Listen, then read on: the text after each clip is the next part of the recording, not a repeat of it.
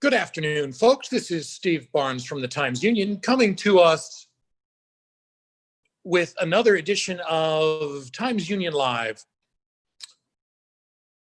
where we talk about restaurants and COVID-19 shutdowns and slight reopenings. There's big news coming tomorrow, potentially for much of the state. Hopefully for our area, for purely selfish reasons, it will be only for the New York City area, but Governor Cuomo has said that he finds indoor dining to be problematic. Certainly, we've seen in other states that have had sharp spikes in COVID-19 cases, that a lot of those came from social gatherings, bars and restaurants, and those are different from stores because stores people are walking through and are generally farther apart. But if you're in a bar and you're standing next to people, if you're at a restaurant table where you're allowed to take your masks off, it's very clear. We've seen instances of 10, 15 people, entire families and larger groups being diagnosed later with having been exposed or actually coming down with COVID-19. So we don't know what's coming tomorrow. The suspicion is that Governor Cuomo will say that in New York City, at least, they will not reopen for indoor dining. Outdoor dining has been open for about a week and a half in New York.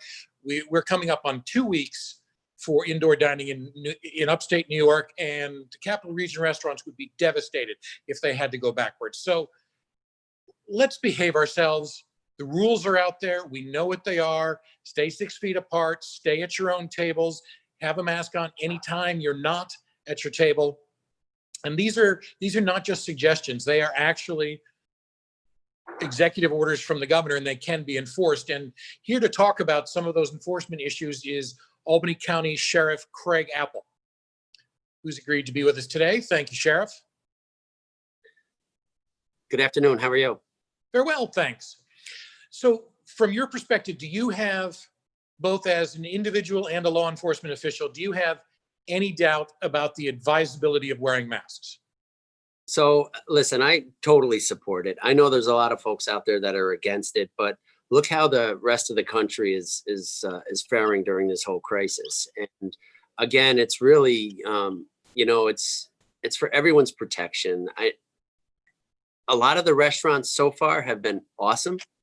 My wife has a business, in fact, where everybody's required to wear a mask, and if they come up without one, they're asked to put one on. Sometimes there's some expletives exchanged. Some people are just against it, but they need to understand that, if we don't continue on this track, we will be shut down again, and no one's going to benefit from that. Where does your department take its guidance from? Where do you, in terms of what you need to do related to the governor's orders, social distancing and masks and other things, who's telling you what to do? Well, that's a good question. Right now, really, we're kind of winging it because guidance it gets convoluted. We don't have any say in the control room or anything like that. That happens regionally. I do speak with the county executive on a daily basis and ask about changes or ask if he can bring things up, and he's been very good about that.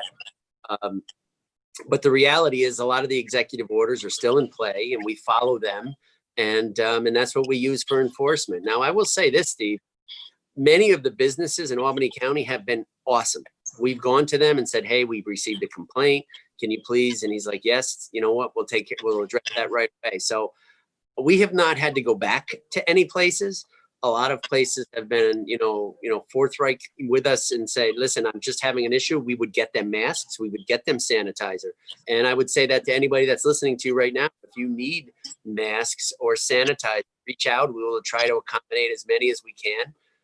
It's a simple email address of ACSOEMO and at albanycountynewyork.gov, or go to the sheriff's website and you can find that. What are your deputies telling you about what they're encountering? I mean, there's lots of things that your officers may run into, people who think the rules they're enforcing are stupid, but where do masks fall in terms of things your officers would like to be enforcing? Well, I mean, listen, we didn't even want to get into this. We were like, come on, man, there's enough problems going on, and we don't need to be going out and enforcing masks. But it really just comes down to, just personal accountability. I mean, if you don't care about yourself, care about the people that are around you, your family members, your friends, whatever the case may be, that mask is keeping them safe from you. You know what I'm saying? So it's important. And I don't think it's asking much, you know, and some people go to the extreme. I see people driving solo down the street wearing masks. I'm like, oh, okay. I guess if you need to do that, you need to do that. But, you know, again, if you can't practice the social distancing, the mask is important. And in some cases, both, if you can do both, do it, because listen, it's going to keep the swell. And I firmly believe, Steve, that we're going to see another swell. I really do. There's too much going on. As I talk to you right now, there's 16 states that are having a very high rate of positive COVID cases. And I really don't think any of our businesses locally want to be shut down again. Right. And New York, amazingly, has been flat or even just the slightest rise, despite having by far the most cases of anywhere. And that's downstate. And so there's a 150-mile insulator between us and most of those cases. Have your officers actually been called to a restaurant for any flagrant violations? That I know of upstate, there was only one place that had its license immediately suspended by the SLA and paid a $10,000 fine for egregious violations, and that was in Tribes Hill near Amsterdam. Do you know anything in the immediate capital region? No, not at all. And again, I think everybody's been really good. You know what I think happened locally is when they did that Feed Albany program with a lot of the restaurants that were closed down and everybody jumped in on that. I think a lot of them, the other silver lining there was they were all communicating with each other. So they were feeding off of each other, and it worked out really well. And, you know, we get calls locally, some of the businesses that are just having a hard time procuring some of the PPE. And those are the folks that we want to help out so they can open. As you know, this morning we dropped more off in Albany. Yesterday we dropped a bunch off for a restaurant, water lead, excuse me, and sanitizer, because folks want to open up. They want to open up now, and they're still having a hard time procuring, because unfortunately what we went through months ago trying to get masks, gowns, facial shields, things like that, the rest of the country is going through now again. So they're consuming all of the PPE from the Northeast. It's all getting shipped that way again. So it's problematic, but anybody that needs them, reach out for us. We want you to open, we want you to be safe, and we want your customers to be safe. On another matter of enforcement, fireworks. They've been really bad.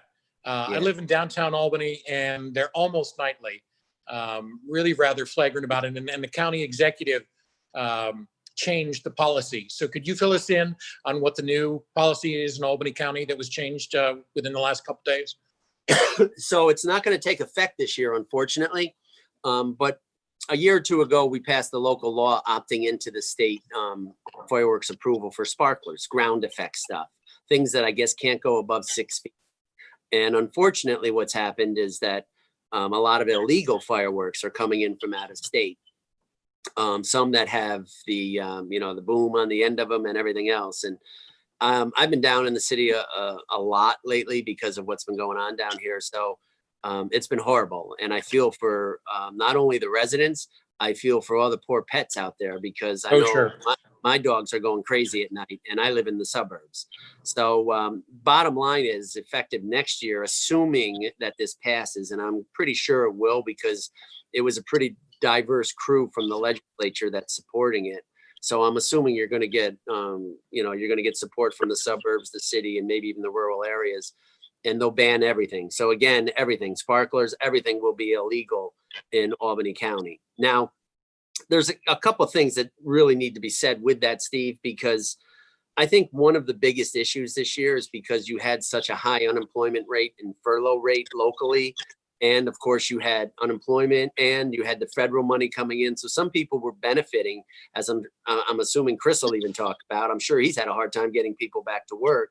Some people making more money staying home. And needless to say, they're traveling those 2 hours to go get fireworks. So it was really the perfect storm as far as fireworks go. And they started in May. Normally they start in mid to late June and they end maybe next week after July 4th. This year they started in early May, and I pray to God they're over July 4th, because it's ruining a lot of people's dogs. It's ruining a lot of neighborhoods. They start fires. I mean, I think the annual report is like 20,000 fires a year start from fireworks. And a sparkler, for those who are listening, a sparkler actually burns at like 1,800 to 3,000 degrees. Welding starts at like 4,000 degrees. Yeah, I have a personal testimonial about sparklers because there was a restaurant that used to put sparklers in these big drinks, and a waitress lit one near me. It wasn't even I wasn't having a birthday drink with a sparkler. Lit one. The alcohol on the top of the drink flared up, and so I went to my younger brother's wedding with my hand bandaged because I had a sparkler burn. Whoops. Now, on a serious matter, the jerkiest thing I've heard in a long time was somebody opening the home front door of one of your officers and throwing in a firecracker that went off with a young child. And I mean, he was home with his wife and child. His firecracker went off, and it actually lit the carpet on fire. How is that officer doing? He's doing well. His child was asleep. Obviously, it woke the child, and his wife was home, and she's doing well. We're looking at it. We're pulling camera from the area. We've got a couple cars in the area. It is the most bizarre occurrence. But you know what? Again, we just talked about how these sparklers and things burn. I mean, the carpet caught on fire. They extinguished it and put it out with a pillow. But still, I mean, it could have really been horrific. So we're looking at it. We're still doing some interviews. Hopefully, we can get some leads on it. But yeah, listen, it's a tough time right now. It's a very bizarre time, and people are doing some crazy things. But we'll get through it. All right. I appreciate it. Folks, this has been Albany County Sheriff Craig Apple talking to us about COVID-19, PPE, masks, and the enforcement of issues related to that. And at the very end, fireworks. Thank you, Sheriff. Be well. Thank you. Take care. Bye-bye. Coming up next, we've got Chris Pratt, owner of restaurants and bars in Albany, including the Pearl Street Pub and Public House 42. Chris has been in the business for a long time, and I'm sure he's going to tell us he's never seen anything like this. And one of the big things that he's faced is the Pearl Street Pub upstairs has a dance club that back when such things were allowed and safe, he would fill with 300 or 400 people, all packed in together, dancing, young people. None of that's going to happen. Do we have you here, Chris? I'm here. Can you hear me, Steve? Oh, yeah, there you go. All righty. Okay. Just All like right. the sheriff was saying, in a car with a mask, although you can take Yeah, that off right. now. Yeah, I appreciate Okay. that. Go ahead and take the mask off. So you said earlier you were at Home Depot. What was, what were you seeing there? People in masks? Yeah, I would say throughout this, I have some other properties that I've been working on myself downtown, and even my own property. And I've been to Home Depot quite frequently, and I would say that almost 99% of the people that I've seen do wear the mask, and Home Depot is very stringent about enforcing it. So you feel safe going out for retail errands? Well, I feel safe in two ways. One is I really do feel safe with the mask, but even beyond that, I'm very aware of how many people are in the aisle with me, and where my surroundings are. So I kind of do a lot of zigzagging. If I Gotcha. see people, that's personally how I've kind of taken this, but I try to limit how much I go out. So tell us about your businesses. At the beginning, mid-March, things get shut down. You've got Pearl Street Pub, you've got Public House 42, and then the Steuben Street Market. Tell me at the beginning what happened with those and how they've reopened, if they have. Well, I mean, I think it was March 15th, 16th, whatever the date was. We shut down Public House 42. We kept the Steuben Street Market open for maybe 2 or 3 weeks past that. And Pearl Street Pub, we went to takeout only for another 2 to 3 weeks. It was probably in April, second or third week in April, we shut everything down and stayed shut down until about, I believe, 3 weeks ago, which we did start outdoor dining 2 days after the governor had, surprisingly said that we could start up again. So that's where we're at right now. We really are sticking to for the Pearl Street. Well, Public House 42 is completely closed. We are completely relying upon events that happen either at the Times Union, the Egg, or at the Capitol Center. So that Right. is closing definitely until we see some sort of, and that could be a while. And Public it's House also 40 fairly close. I mean, it's not a big, expansive place. People are close to one another if they're in there. Yeah, it'd be almost impossible. Or maybe Right. 8 people could be in there at one time. It's just not feasible. Yeah, seriously, just not feasible. In contrast, Pearl Street Pub is huge. Yeah, Pearl Street Pub is larger. I made a decision, open up the patio, we have 3 tiers. I think I spoke to you earlier. We have a capacity out there with the social distancing of up to 50 people we could see comfortably, and now with the front, saying the front, if people don't know, the city of Albany came down and barricaded part of the street, has made it a sidewalk so that we can utilize our tables out to the sidewalk. And we've been doing that also. So How many more seats does that add? How many more seats? That's added another 20, 25, I believe, as far as seating. That's a lot of walking for your servers. How many, if on a say a busy Friday evening, Saturday, if it's nice, how many staff do you have on for servers? Well, as far as servers, we've really been going with, nobody's really sitting inside at the bar. So we've been doing a hybrid bartender, server, and then another server. And, Right. We probably, if we've got more people, we could have more, but people are very, very understanding because, as Craig, Sheriff alluded to, it's hard to get people to come back. I mean, they're on unemployment and they don't want to come back right now. And not only because of the dollars, but they don't see longevity in this. They're concerned that things are going to go back. And they're like, okay, I get off unemployment. I come back to work. I don't make enough money. And then if things go backwards, I got to go back on unemployment. So it's been very difficult to get people to want to come back. That is, I'm sure the pain that all restaurants are sharing right now. Well, what about customers? Are they coming back? Are you seeing busy patios? That's a whole nother issue. We're seeing our regulars, which are, very supportive. But the first 2 weeks of the patio were increasing and doing better. We're not doing lunch. We're doing 3 to 10 o'clock, 3 p.m. to 10 p.m. But last week was not good at all. And I really believe a lot of it was attributed to what was happening in Albany with the shootings. I've had many people that we reached out to, some of our managers said, hey, are you coming down? And they're like, no, we think we're going to stay out of Albany for a little while. So this has really been a challenge. I mean, COVID, the riots and the shootings, it's really taken downtown Albany, I believe, takes the brunt of all that, because a lot of people equate a lot of things that happen into right downtown, even though Albany's a pretty big city. So Right. Things also change rapidly. Tell us about your first weekend outside and what you went through with your live entertainment. I mean, you had a solo performer, one guy who's clearly more than 6 feet, and yet you had conflicting messages. So tell us about that. Yeah, I mean, it seemed to make sense. Have one guy outside with a guitar, but I really didn't think it was going to be an issue. Now, luckily, it didn't become an issue. But once, we utilizing social media to promote it, I went on. I started to get a lot of feedback from people saying that it was not allowed. And again, as the sheriff alluded to, there's a lot of ambiguity to what's going on, to really getting clarity on it. And since then, I did find out afterwards that technically we weren't supposed to have any live entertainment at all. But I understand now through SLA, State Liquor Authority website, that we can have solo performers, not bands, but we can solo acoustic performers that can perform outside as long as they're social distancing.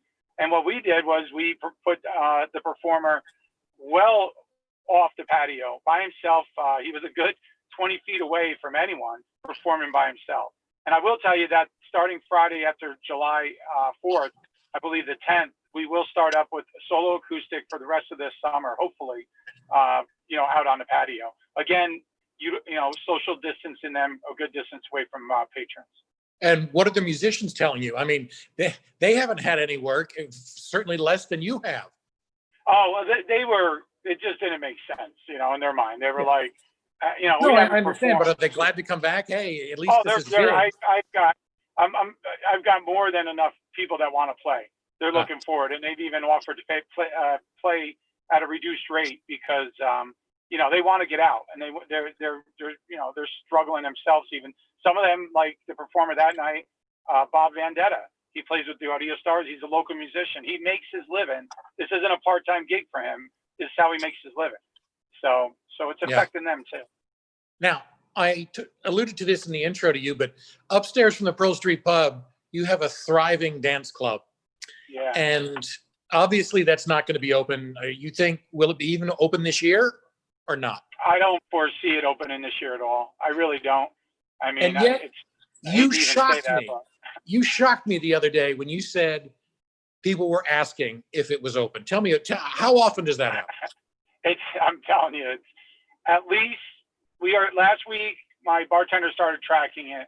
We got at least 15 calls during the time. Now the phone rings because I'm in there during the day. We don't answer it during the day. So I hear the phone ringing often. But we are getting at least 15 to 20 calls a week asking, are you guys open Saturday? It's my birthday. Can I reserve a table? It's my bartender has just gotten to the point. She just laughs. She's like, are you watching what's going on? Now, what we have done, we opened up the first 2 Saturdays. I have not opened up since because we were getting people coming down expecting the dance club. And they weren't even coming in to really spend money. They were just coming in, filling up space, maybe buying a drink, and then saying, well, where's the DJ? Why is there no live music? So I made a decision not to open up on Saturdays. So we're just opening Tuesday through Fridays for now and not on Saturdays. Just mainly because of that reason. Yeah, this is true. This is not, I'm not making this up. I mean, this is happening pretty much on a regular basis. People are just, I don't know if they're not paying attention, they're misunderstanding the guidelines, but we're getting asked quite a bit. And we're getting a lot of messages on Facebook also. Or they're just young and think Yeah. this doesn't apply to them. Yeah. But we old guys know better, so we wear our masks. Yeah. We All have right. to. We have to. Very good. So. Chris, thank you very much. Be well. All right. Thank you, Steve. I appreciate it. Take care. All right, folks, that's been another edition of Times Union Live with Steve Barnes and Table Hopping. Join us again next week. We'll be back, as always, 1 p.m. Tuesday. We'll see what exciting new guests we have for you then. But until then, if you go out, be nice to your servers, tip well, stay 6 feet apart, wear your masks, and eat well and be well.